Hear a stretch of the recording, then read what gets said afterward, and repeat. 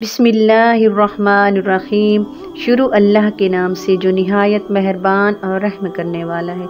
नाजरीन अस्सलामु अलैकुम वरहमतुल्लाहि वबरकातुहू।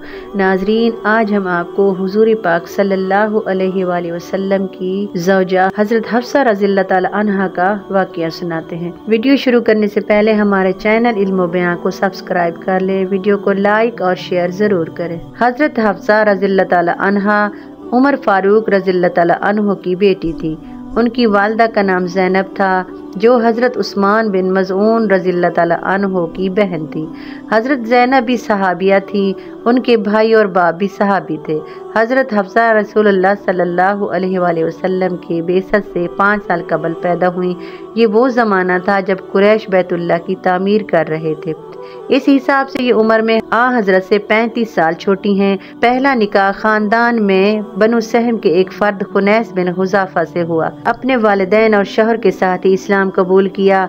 हज़रत हफ्सा रज़ियल्लाहु ताला अन्हा ने अपने शौहर हज़रत खुनैस रज़ियल्लाहु ताला अन्हु के साथ मक्का से मदीना को हिजरत की।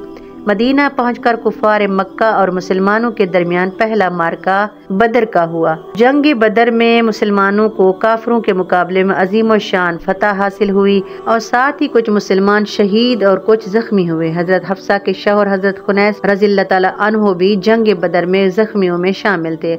उनको बहुत गहरे जख्म आए और कुछ दिनों बाद वो शहीद हो गए। उस वक्त हजरत हफ्सा रज़ियल्लाहु ताला अन्हा की उम्र 20-21 साल की थी।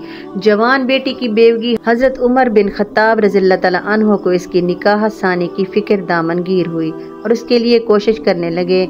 उस वक्त हजरत उस्मान बिन अफ़्फ़ान की अहलिया मोहतरमा हजरत रुक़िया बिन्त रसूलुल्लाह सल्लल्लाहु अलैहि वसल्लम इंतकाल कर चुकी थी, इसलिए वो सबसे पहले हजरत उस्मान से मिले और उनसे निकाह की गुफ्तगू की, मगर उन्होंने इनकार कर दिया और कहा मैं अभी निकाह नहीं करना चाहता। फिर हजरत अबू बकर सिद्दीक रज़ियल्लाहु ताला अन्हु के पास गए और हफ्सा को अपने अक़द में लेने की ख्वाहिश का इजहार किया। वो बिल्कुल खामोश रहे और कोई जवाब न दिया। हजरत उमर रज़ियल्लाहु ताला अन्हु को हजरत अबू बकर की इस अदम तवज्जुही का बहुत एहसास हुआ। हजरत उमर इस मसले के बारे में अभी सोच ही रहे थे कि खुद रसूलुल्लाह सल्लल्लाहु अलैहि वसल्लम ने हजरत हफ्सा से निकाह की ख्वाहिश जाहिर की और निकाह हो गया। हजरत से हजरत हफ्सा का निकाह 3 हिजरी में हुआ। बात यह है कि हजरत उस्मान और हजरत अबू बकर के अंदाज़ गुफ्तगू बेइत्तफाती से मायूस होकर हजरत उमर हजरत की खिदमत में हाजिर हुए और सारा वाक़या बयान किया।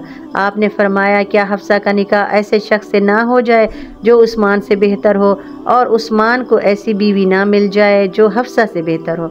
इस इरशाद गरामी का मतलब ये था कि हज़रत उस्मान का निकाह खुद अपनी साहबजादी हज़रत उम्मे कलसूम से कर दिया जाए और हज़रत हफ्सा रसूलुल्लाह सल्लल्लाहु अलैहि वसल्लम के अक़द में आ जाए। चुनांचे ऐसा ही हुआ। निकाह हो चुका तो हज़रत अबू बकर ने हज़रत उमर से कहा, आपने मुझे हफ्सा से निकाह के बारे में कहा तो मैं खामोश रहा था, उसका आप पर नागवार असर पड़ा। इस खामोशी की वजह सिर्फ ये थी कि खुद रसूलुल्लाह सल्लल्लाहु अलैहि वसल्लम ने मुझसे हफ्सा का जिक्र किया था और मैं आपका ये राज जाहिर नहीं करना चाहता था। अगर हज़रत ने इस ख्याल का इजहार ना फरमाया होता तो मैं आपको मायूस ना करता। हज़रत हफ्सा कुछ तेज़ मिजाज थी, जिस बात को सही समझती उसके लिए खुद रसूलुल्लाह सल्लल्लाहु अलैहि वसल्लम से भी तेज़ी से गुफ्तगू करती थी। सही बुखारी में हज़रत अली से रिवायत है कि हम लोग ज़माना जहलियत में औरतों को कोई हैसियत ना देते थे। इस्लाम ने इसको बड़ा ऊंचा दर्जा दिया और कुरान हकीम में इनके बारे में आयात नाजिल हुई तो हमें इनकी कदर और मंजिलत का इल्म हुआ। हज़रत उमर से इसी रवायत मजीद मनकूल है कि एक रोज़ मेरी बीवी ने किसी मामले में कोई मशवरा दिया। मैंने उसे सख्त लहजे में जवाब दिया, तुम कौन होती हो मुझे मशवरा देने वाली? उसने कहा, इब्ने खत्ताब, तुमको मेरी ये छोटी सी बात भी नागवार गुजरी, हालांकि खुद तुम्हारी बेटी रसूलुल्लाह सल्लल्लाहु अलैहि वसल्लम। हज़रत उमर कहते हैं कि ये सुनकर मुझे बड़ा अफसोस हुआ। मैं गुस्से की हालत में उठा और हफ्सा के पास गया। मैंने जाते ही कहा, बेटी, मैं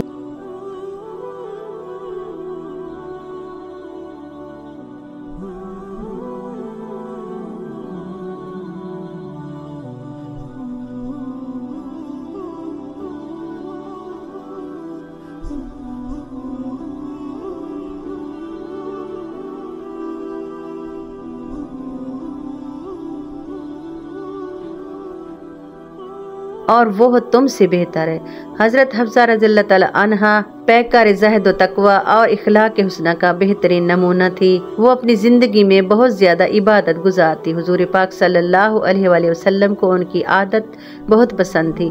وہ زیادہ روزے رکھنے والی اور تہجد گزار اور پابندی سے نماز پڑھنے والی تھی۔ انہوں نے حضرت معاویہ رضی اللہ تعالی عنہ کے عہد میں شعبان 45 ہجری کو مدینہ منورہ میں وفات پائی۔ اس زمانے میں مدینہ منورہ کے گورنر مروان تھے۔ نماز جنازہ انہوں نے پڑھائی، کچھ دور تک جنازے کو کندھا بھی دیا۔ اس کے بعد حضرت ابو ہریرہ رضی اللہ تعالی عنہ جنازہ قبر تک لے گئے۔ عمر اور بھتیجوں عاصم، سالم، عبداللہ اور حمزہ نے میت کو قبر میں اتارا۔ حضرت حفصہ کا سال وفات وہی 45 ہجری ہے جس سال کی معاویہ بن خدیج نے افریقہ پر حملہ کر کے اسے فتح کیا تھا۔ ناظرین، اگر یہ ویڈیو اچھی لگے تو ویڈیو کو لائک اور شیئر ضرور کریں اور ہمارے چینل علم و بیان کو سبسکرائب ضرور کریں۔